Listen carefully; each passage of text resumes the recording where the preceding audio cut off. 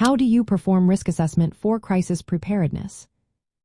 Imagine trying to prepare for a storm without knowing where it might hit or how strong it could be. That's why risk assessment is so important in crisis planning. It's like creating a map that shows where dangers might come from and how serious they could be. When you do a risk assessment, you start by listing all the possible hazards that could cause a crisis.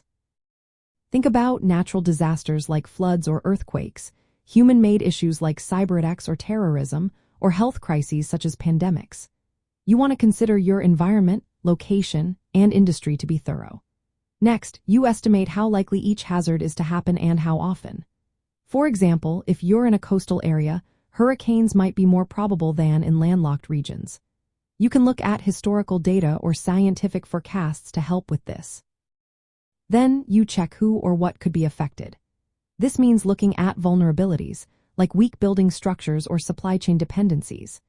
If your infrastructure is old or your emergency plans are outdated, your vulnerability is higher.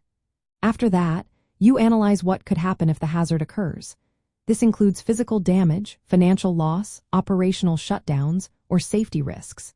You want to measure how severe these impacts could be and how many people or processes might be affected. Once you have this information, you combine the likelihood and impact to prioritize risks. Using tools like risk matrices or scoring systems helps you see which threats need your immediate attention. Then, review what controls or measures you already have in place. Are your safety protocols effective? Is your insurance coverage adequate? Identify gaps where additional measures are needed. Based on this, develop strategies to manage the risks. You might choose to avoid certain activities, reduce the risk through safety upgrades, transfer the risk via insurance, or accept some risks if they are manageable. It's also vital to document your findings clearly and share them with your team or stakeholders.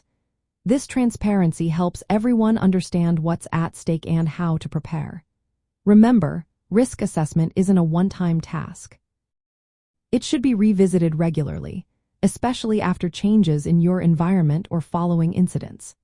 Practical application involves running scenario exercises based on your risks, training staff on response plans, and integrating these findings into your overall crisis plans. For businesses, it's important to analyze risks across your entire supply chain, from suppliers to customers, to ensure continuity. On a larger scale, risk assessments support coordinated efforts across sectors and communities to build resilience. In essence, performing a risk assessment for crisis preparedness is a step-by-step process that helps you identify dangers, understand their chances and impacts, and develop plans to stay ready. It's about being proactive, not reactive, so you can face any crisis with confidence.